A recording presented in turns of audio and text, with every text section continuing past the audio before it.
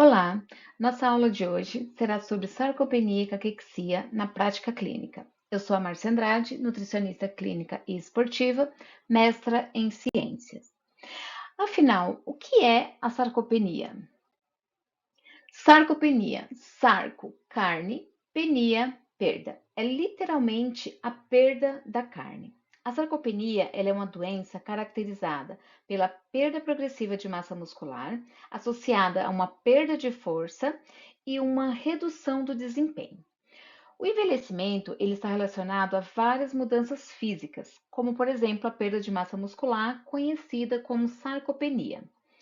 A sarcopenia ela é uma desordem musculoesquelética, ou seja, é uma doença muscular que ocorre de forma progressiva e generalizada. Ela é reconhecida como doença pela Organização Mundial da Saúde desde 2016. Que mecanismos levam à sarcopenia? Então, o mecanismo principal é o envelhecimento, ou seja, a idade, que está relacionado com a disfunção mitocondrial, com a diminuição dos hormônios sexuais, com a maior apoptose, ou seja, uma maior morte celular programada.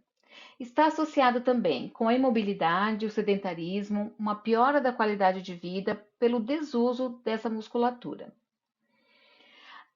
A nível neurodegenerativo, que vem com a idade, há uma perda neuromotora desses indivíduos e uma diminuição na síntese proteica.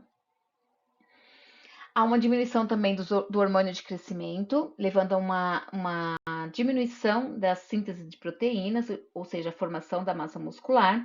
Há uma maior resistência à insulina, que é um hormônio anabólico que faz com que esse músculo possa aumentar, e também disfunções da tireoide que levam a essa perda de massa muscular.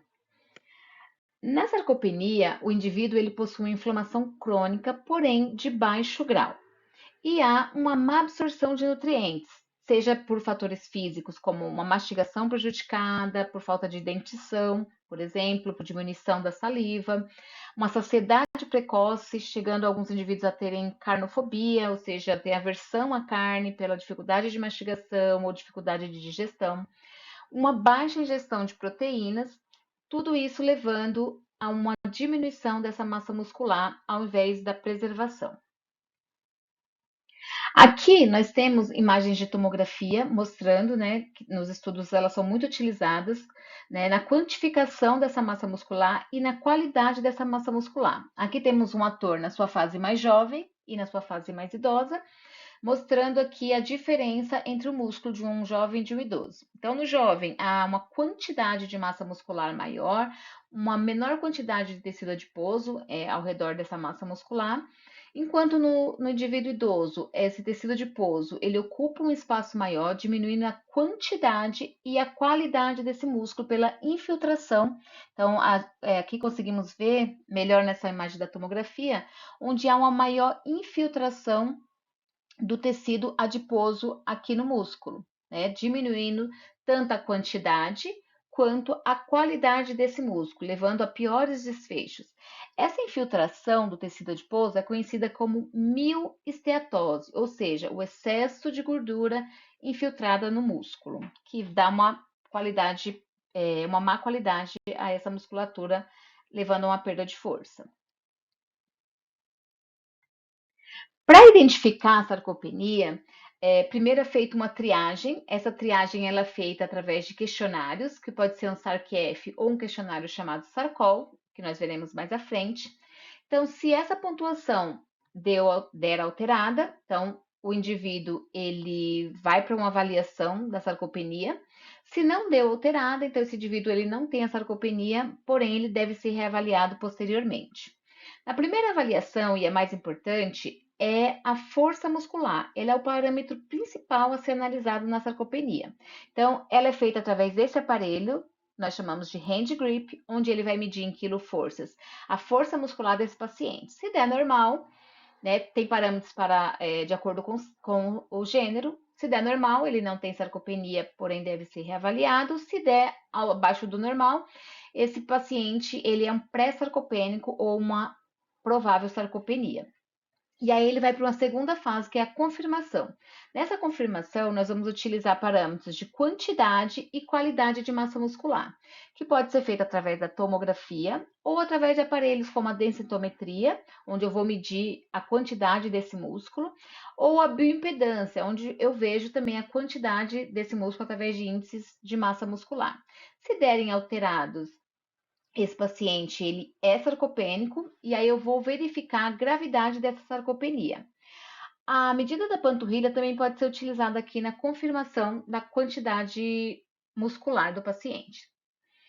Então, está confirmada a sarcopenia, eu vou verificar a gravidade através da performance física desse paciente, que é medida através da velocidade de marcha, onde o paciente ele caminha por um percurso pré-determinado e é medido a velocidade dele através do tempo que ele fez esse percurso e comparado com o parâmetro. Então, se esse paciente estiver abaixo do parâmetro normal, ele é considerado um paciente com sarcopenia severa. Se não, se estiver dentro do normal, ele é um paciente sarcopênico.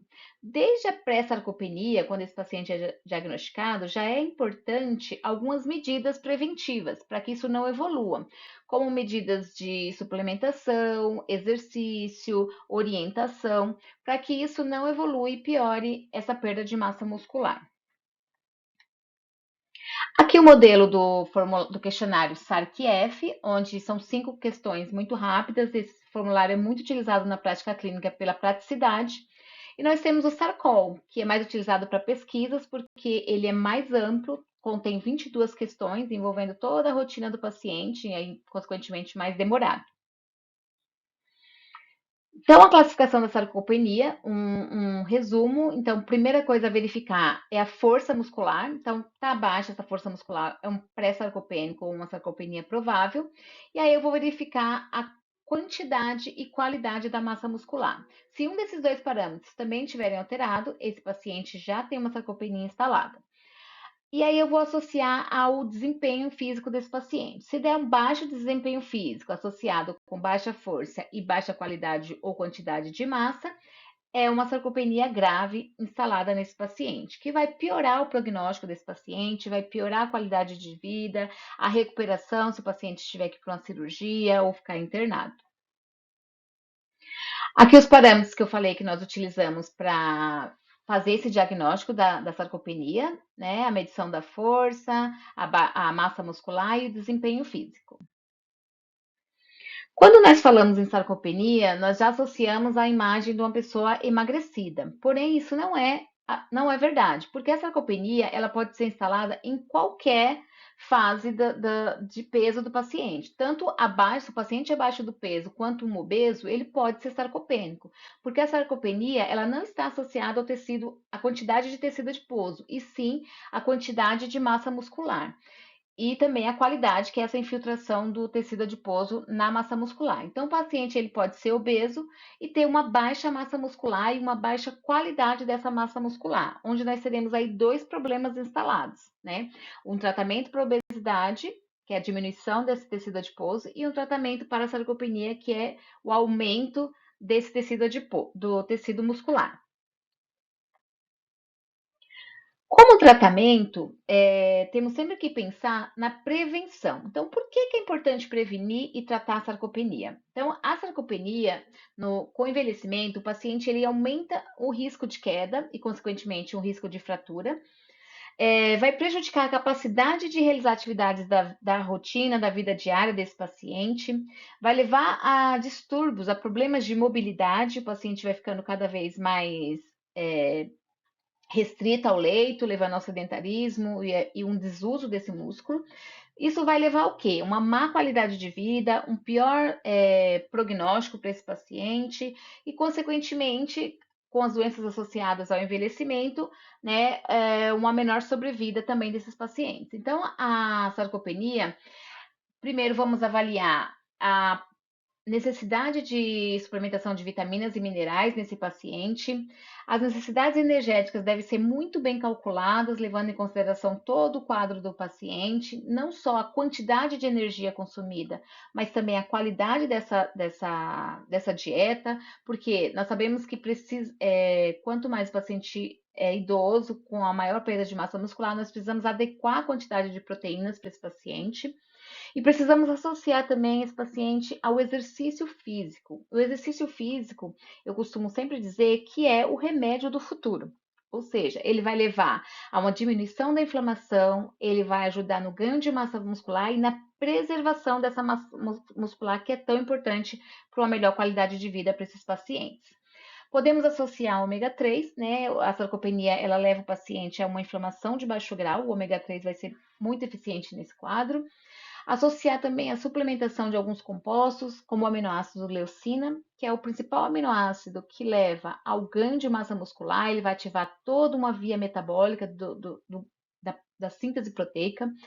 O HMB, que é um metabólito da leucina, que também ele vai levar a aumento dessa síntese de proteínas, a creatina, que vai levar tanto ao aumento da massa muscular quanto ao aumento da força, melhorando a qualidade de vida desses pacientes.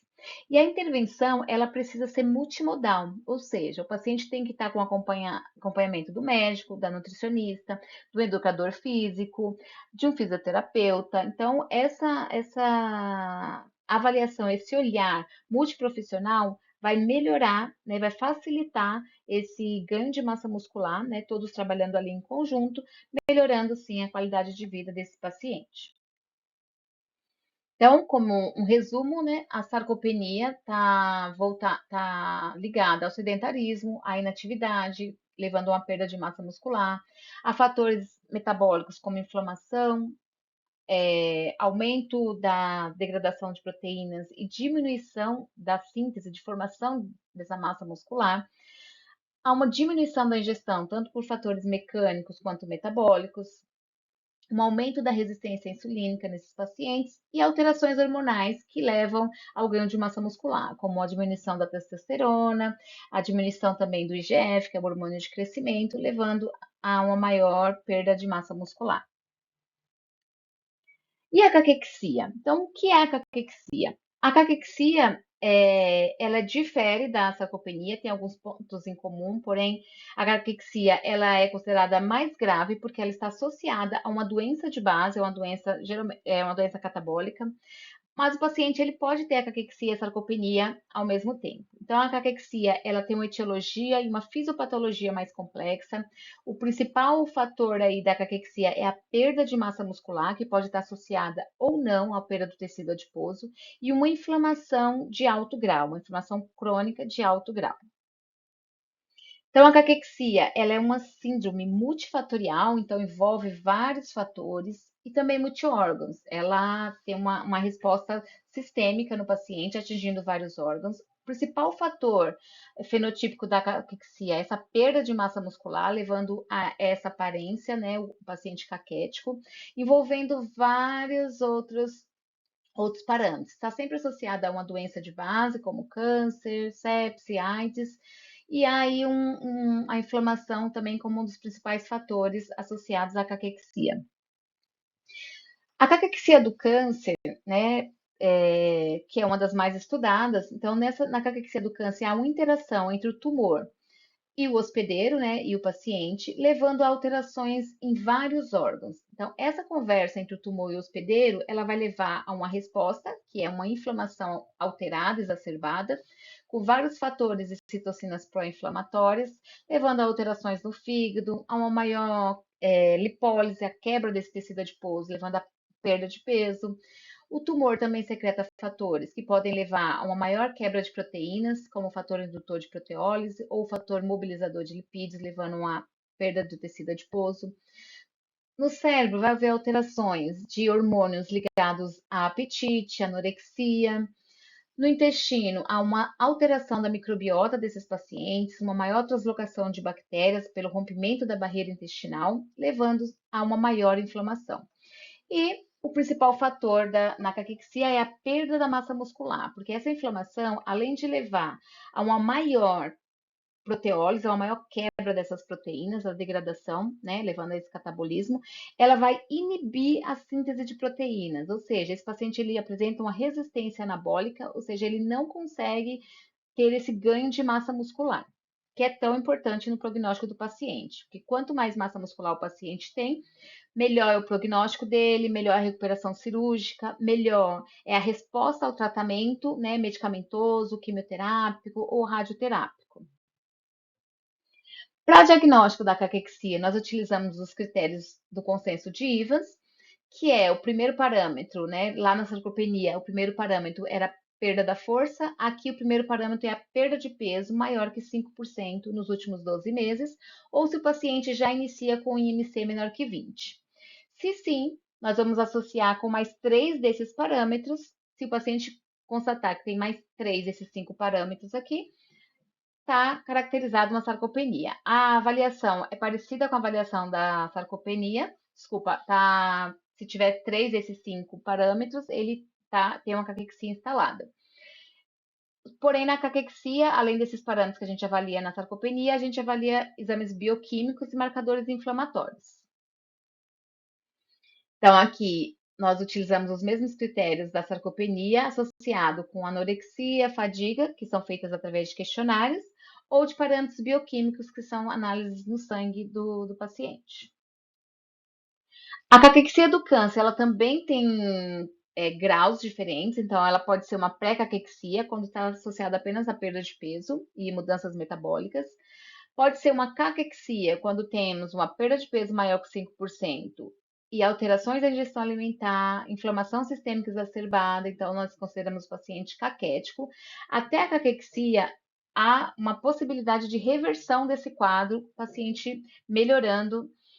Porém, se essa caquexia evolui para uma caquexia refratária, onde além da perda de peso, além dos fatores inflamatórios, a baixa performance, a perda da massa muscular instalada, essa é uma caquexia refratária que não pode ser revertida, já não se consegue ser revertida, levando o paciente a uma menor sobrevida. Aqui eu montei um quadro comparativo, alguns parâmetros, e a comparação entre caquexia e sarcopenia. Como eu falei, elas têm pontos em comuns, mas também têm diferenças, né? E para melhor estudo e melhor visualização do conteúdo desta aula. Como conclusão, o que nós devemos levar? Ambas as doenças, elas envolvem a perda de massa muscular, que está ligada e está relacionada com um prognóstico, o pior prognóstico do paciente. Então, quanto maior a perda de massa muscular, pior é esse prognóstico. A caquexia é considerada mais grave, porque ela está sempre associada a uma doença catabólica, uma doença subjacente. A sarcopenia já é mais voltada, relacionada ao envelhecimento. Porém, ambas levam a pior qualidade de vida e essa perda de massa muscular está associada a pior desfecho e menor sobrevida nesses pacientes. Como atividade de fixação, os alunos deverão montar um mapa mental com as principais diferenças e semelhanças entre caquexia e sarcopenia.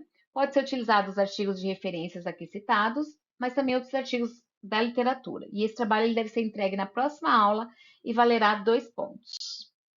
Aqui os artigos para quem quiser saber um pouco mais e quiser entender melhor a diferença e as semelhanças entre essas duas patologias.